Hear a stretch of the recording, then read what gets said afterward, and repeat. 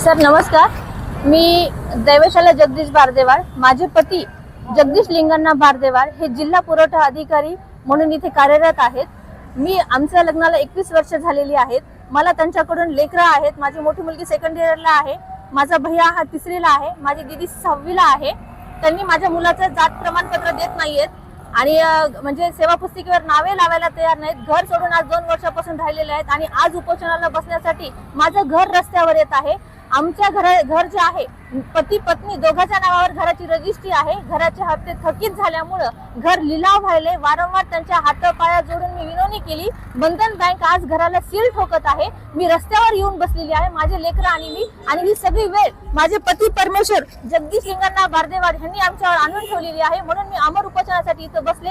सेवा पुस्तिकेवर माझ्या मुलीचं नाव नाही. जात प्रमाणासाठी मी पाया पडायला गेले तर मला कॅबिन मधून गेट आउट, चल तू निघून जा इथून, अशी वागणूक त्यांनी मला दिलेली आहे. सर माझ्याजवळ आता कुठलाच पर्याय उरला नाही. म्हणून मला आज इथे माझ्या लेकराबाळा आता त्यांच्या परीक्षा आहेत तरी माझ्या चिमुकल्यांना एक घायाळ आई कुठपर्यंत सहन करू. कारण जेव्हा लेकरं रस्त्यावर येतील त्या आईवर काय बितेल तिच्या वेदनावर. आणि त्यांना खूप पाया पडल्या, विनवणी केली, समाजाने समजून सांगितलं पण त्यांनी कुठल्याच गोष्टीला ऐकायला तयार नाहीत. आणि आज मी रस्त्यावर पडले म्हणून मला नाविलाजाने इथं बसावं लागलं माझ्या लेकरांना घेऊन अमर उपोषणासाठी. मागण्या पूर्ण नाही झाल्या तर पुढचा मोठा असणार. मागण्या पूर्ण नाही झाल्या तर सर मी इथेच अमर उपोषण करीन.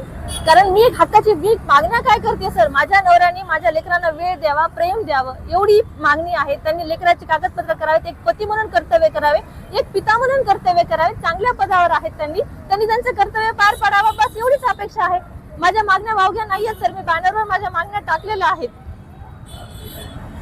हॅलो, मी वरद बारदेवाड इथे 3री मध्ये शिकत आहो. माझे शाळेचे नाव ज्ञानभारती विद्या मंदिर आहे.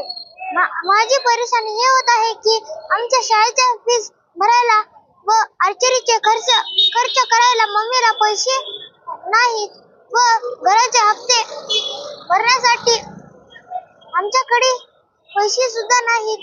म्हणून आम्ही इथे उपोषण भरायला आलो व आमचे पप्पा इथे जिल्हा पुरवठा अधिकारी म्हणून आहेत व त्यांनी घराचे हप्ते भरण्या सुद्धा गेलेत आणि आमचे खर्च सुद्धा करण्यात गेलेत आणि आमच्या सोबत 2 वर्षापासून दूर राहत आहेत. आणि जेव्हा मी बघतो दुसऱ्यांचे पप्पा त्यांच्या पालक मीटिंगला येतात व त्यांना घ्यायला येतात, मला